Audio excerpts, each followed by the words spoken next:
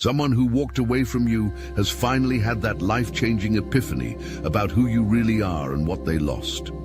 After all this time, the full weight of their mistake has come crashing down on them. Now they're swallowing their pride and preparing to come crawling back, desperate for your forgiveness.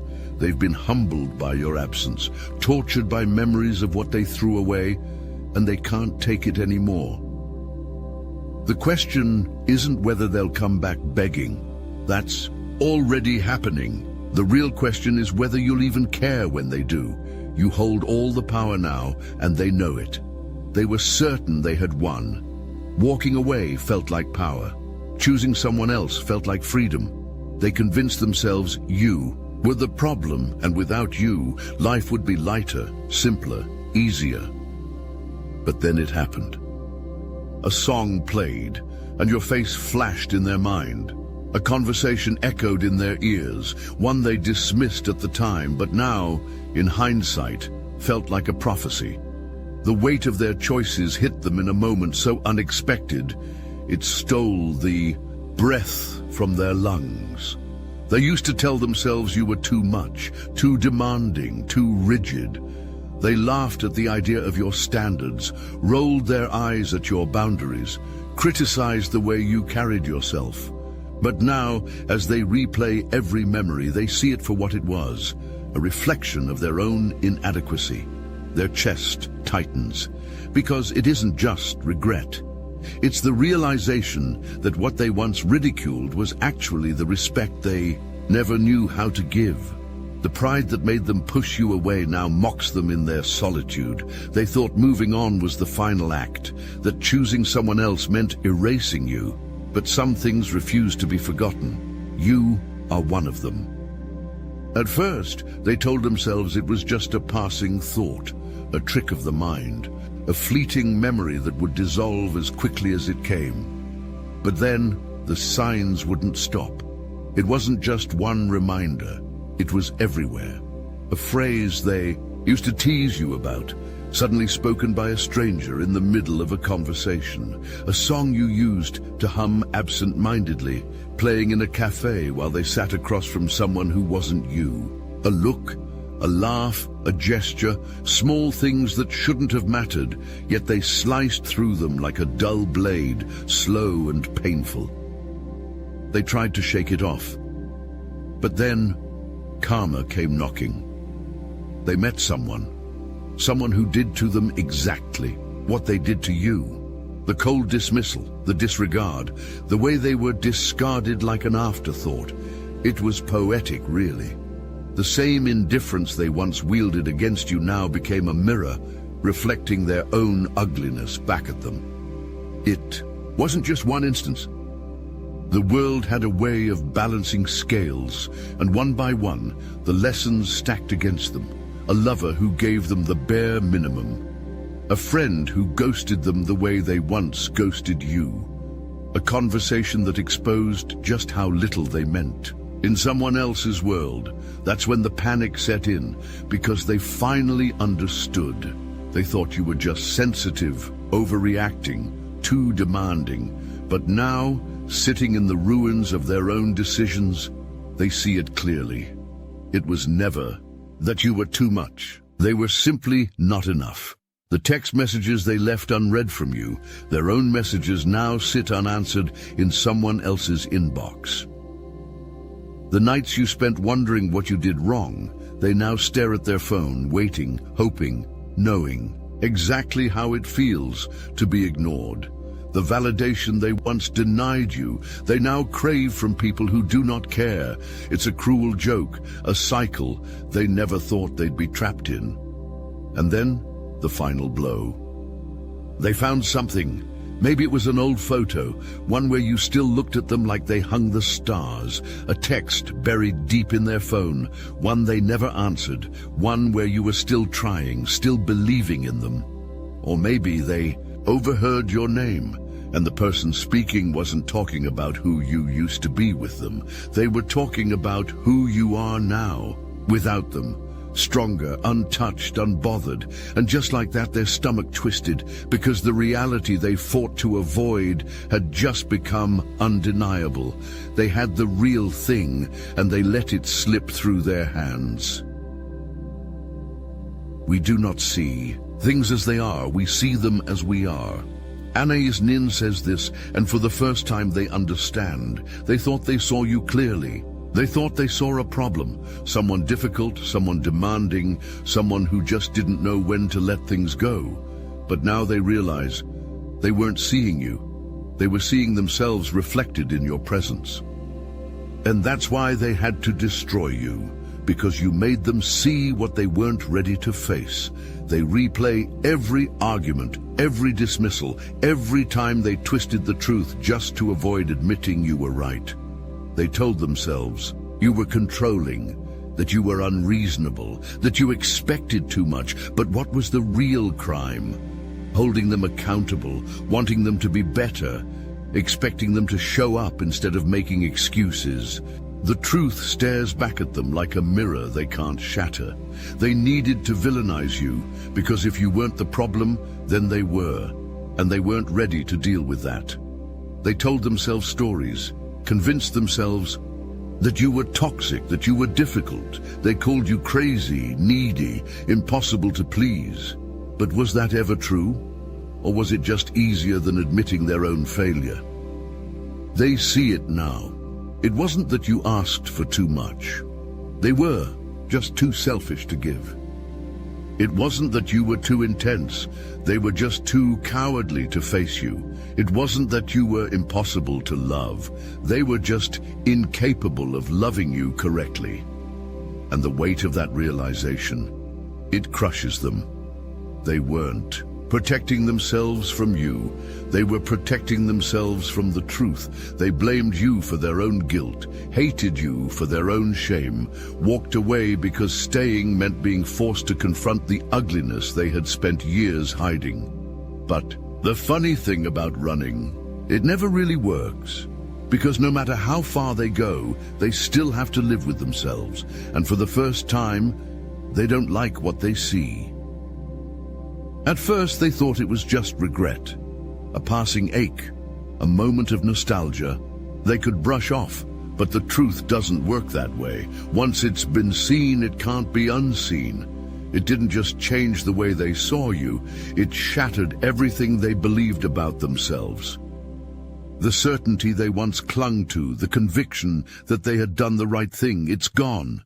And in its place, doubt, guilt, shame.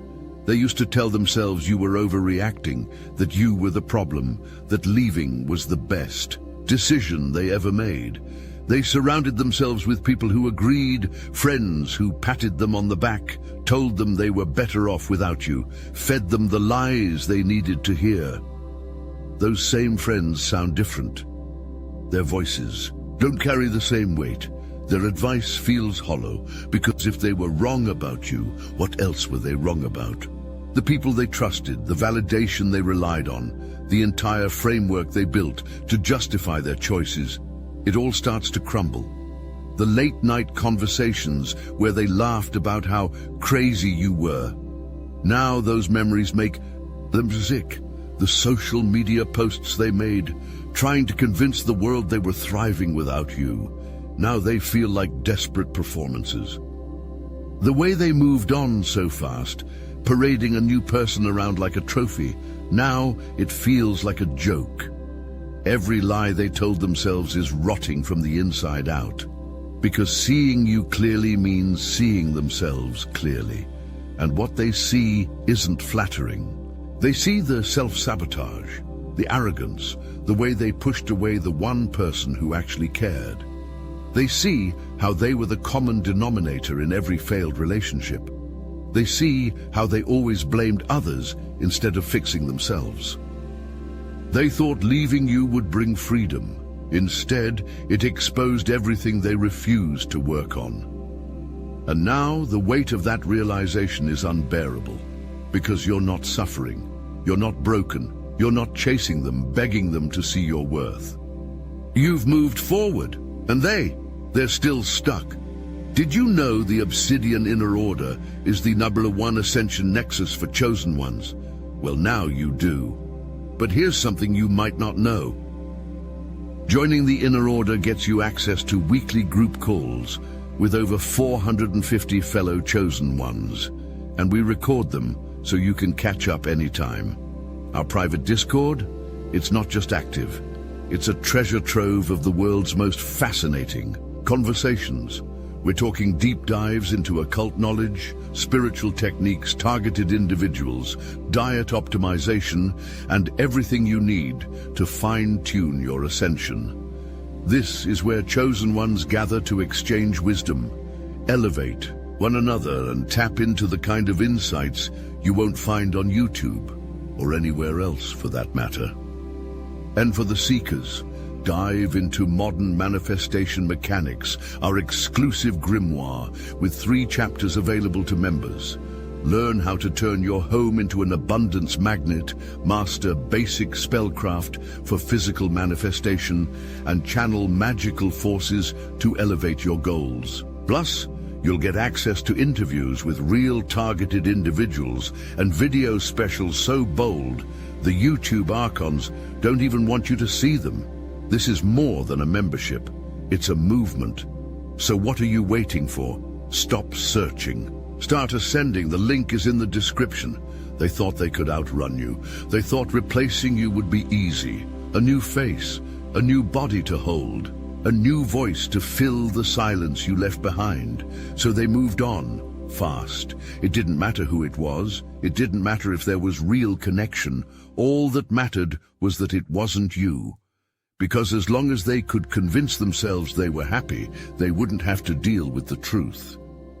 The first few weeks, they were giddy, posting photos, tagging locations, making sure everyone knew they had moved on. Look at me.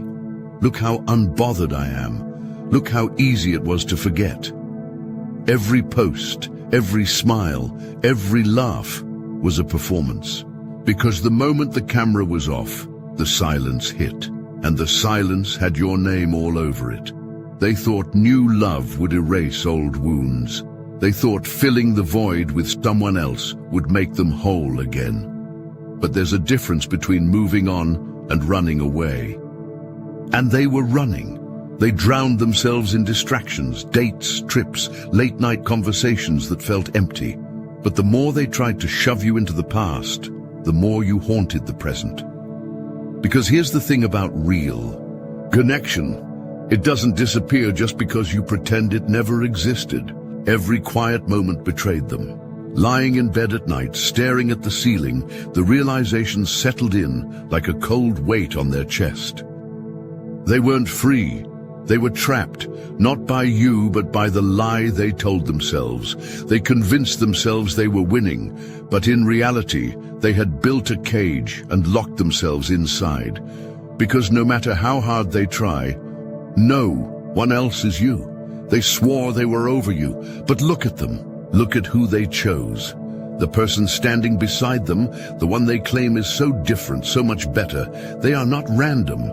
They were chosen for a reason, not for love, not for chemistry, but because in some way they remind them of you. Maybe it's the way they talk, the phrases they use. Maybe it's the way they tilt their head when they listen, or the way their presence feels almost familiar. Maybe they share your interests, your habits, your energy. But it's never quite right, because no matter how much they try to mold this new person into your shape, the fit is never perfect. The things that made you, you, the fire in your voice, the depth in your mind, the way your presence could shift an entire room, they can't be copied. And deep down, they know it. They catch themselves searching for you in this person's eyes, but the eyes don't hold the same depth. They wait for the conversations to flow the way they did with you. But something is missing. They want to feel the connection, the unspoken understanding, but it's just not there. They tried to replace you, but you cannot be replaced. And every time they look at this person, they are reminded of what they lost.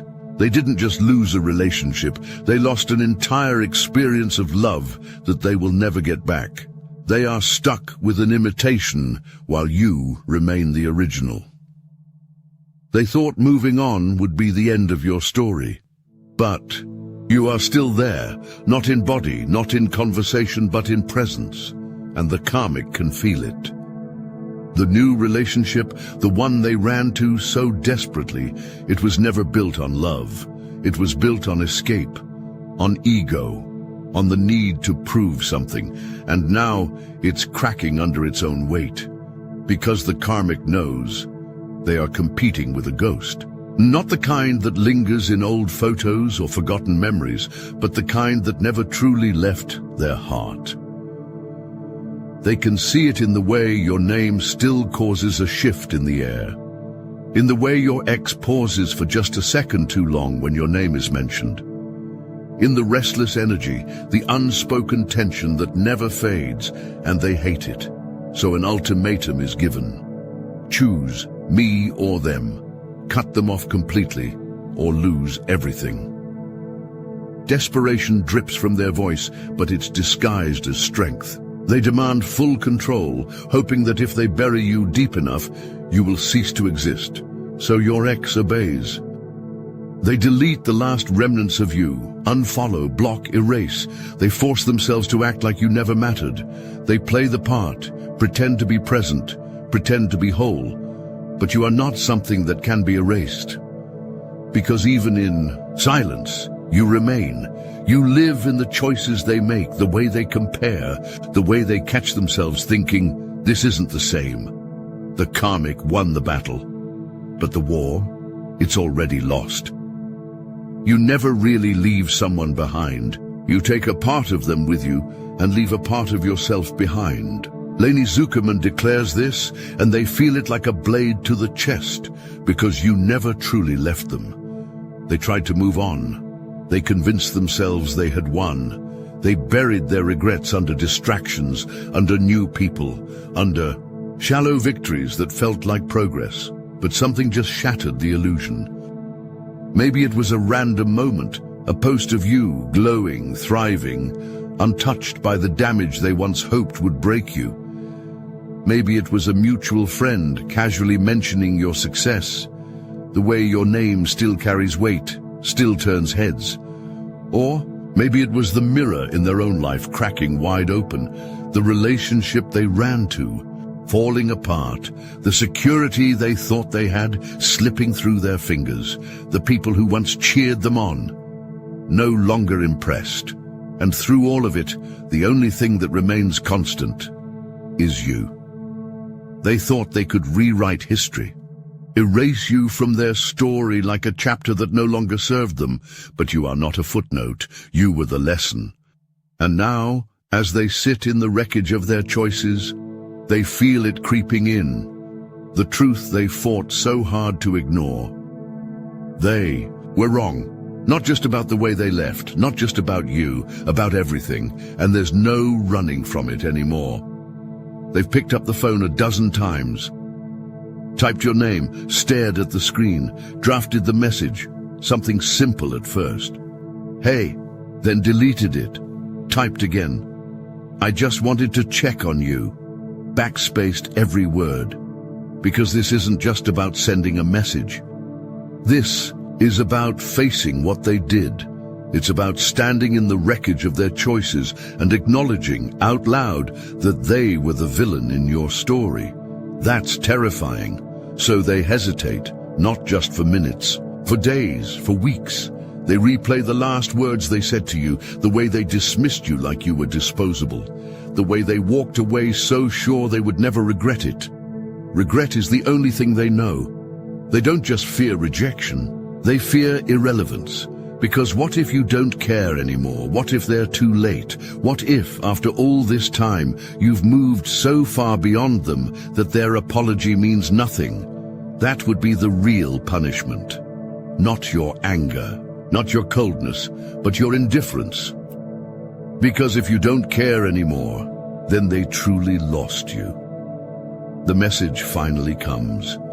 Maybe it's in the middle of the night, when regret feels heaviest. Maybe it's after a long silence, when they can't stand wondering anymore. Maybe it's short. almost hesitant. "Hey, can we talk?" Or maybe it spills out like a confession, raw and desperate. "I was wrong about everything." They agonized over this, rewrote it 100 times, fought the urge to delete it like they did before. But this time, they hit send.